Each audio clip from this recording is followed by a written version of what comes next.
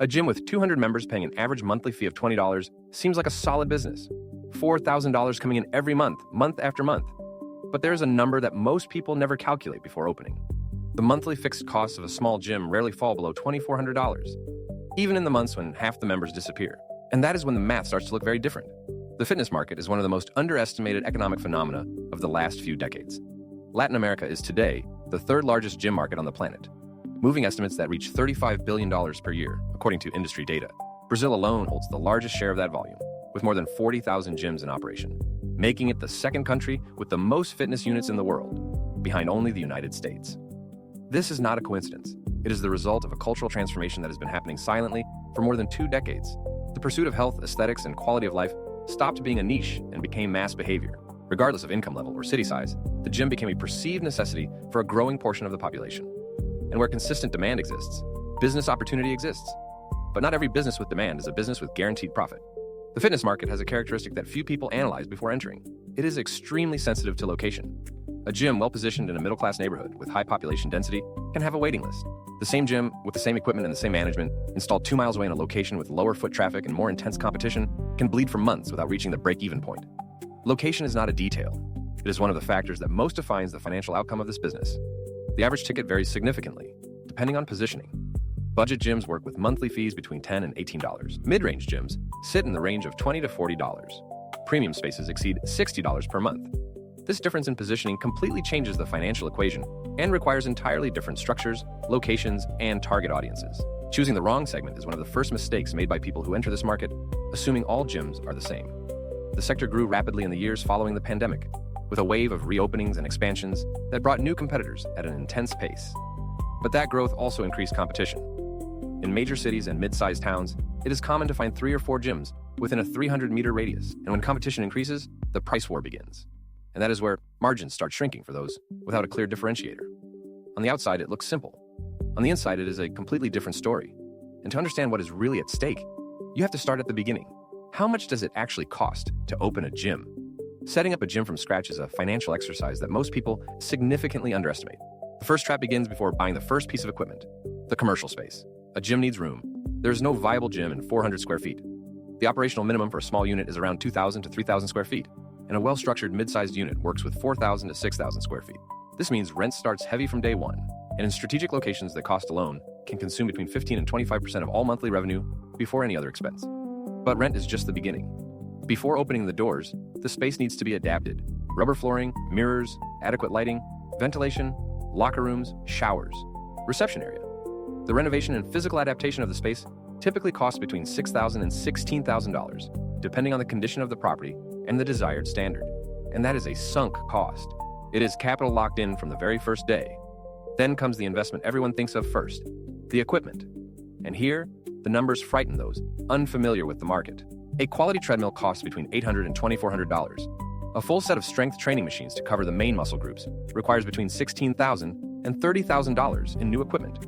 Some operators choose refurbished equipment to cut that cost in half, but worn equipment breaks more frequently, and constant maintenance carries an invisible fixed cost that erodes the margin month after month. Adding renovation, equipment, reception furniture, management software, security cameras, and electrical and plumbing upgrades. The initial investment for a small to mid-sized gym rarely comes in below $30,000. More complete units with a full weight room, group class space, and well-equipped locker rooms easily reach $60,000 before welcoming the first member. And there is a number that almost nobody puts in the spreadsheet before opening: working capital. In the first 3 to 6 months of operation, the gym will rarely reach the break-even point.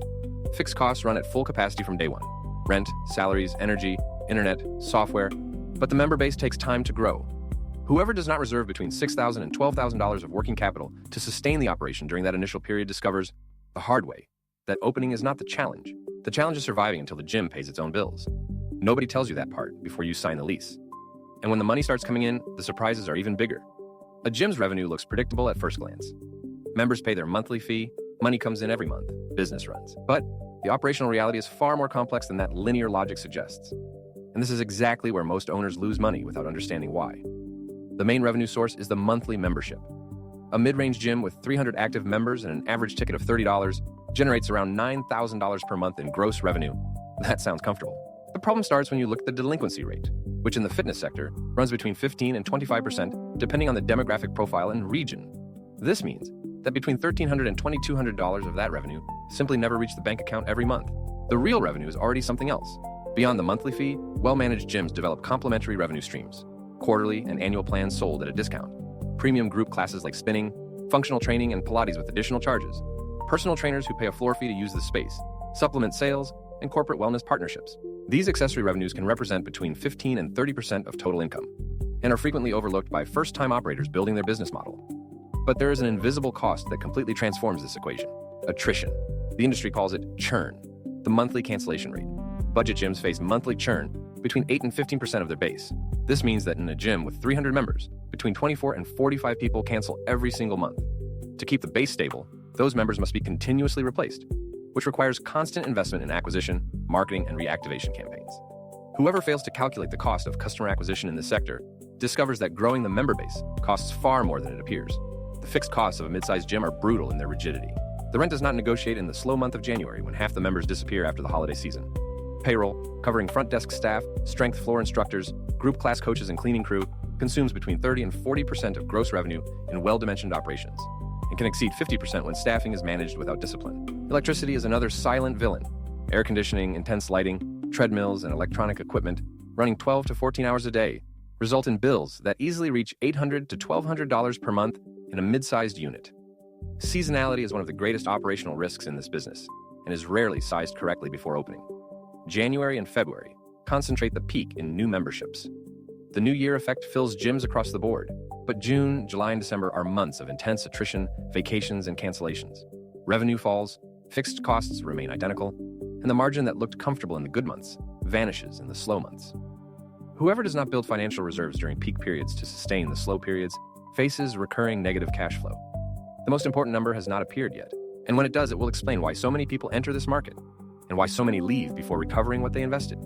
You already know how much it costs to build, how much comes in, and where most of the money goes.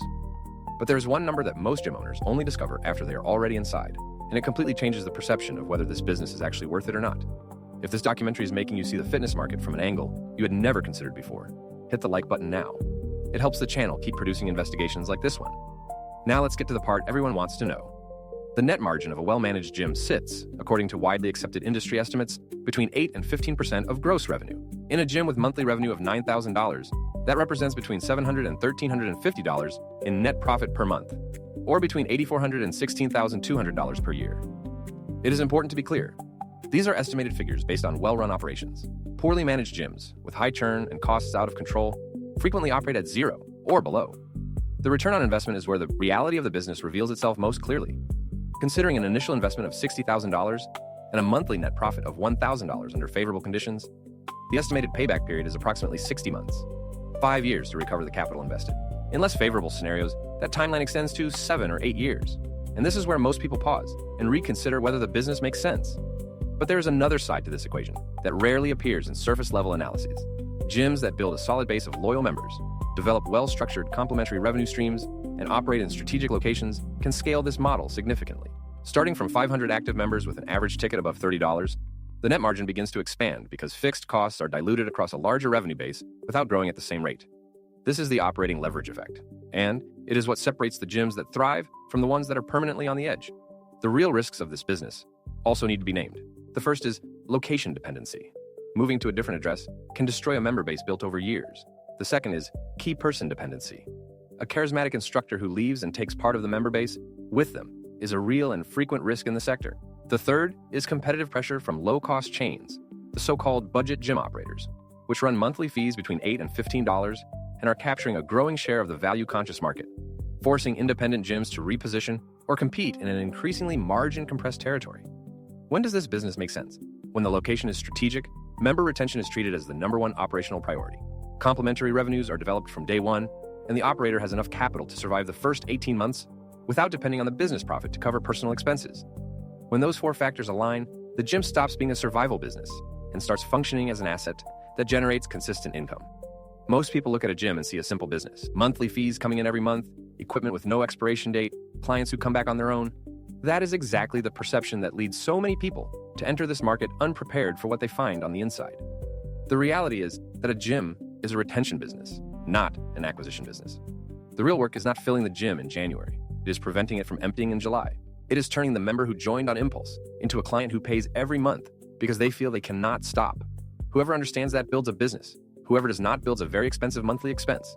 The fitness market is real, the demand is real, and the profit potential is real. But it demands calculated location decisions, competent people management, obsessive control of churn and revenue diversification from the very first month. Without those pillars, the numbers that look promising on paper transform into silent losses on the bank statement. What this documentary reveals, at its core, is that the gym business is not hard to understand. It is hard to execute. And the difference between those who thrive and those who close rarely comes down to the equipment. It comes down to how well the owner knows their own numbers before they need them.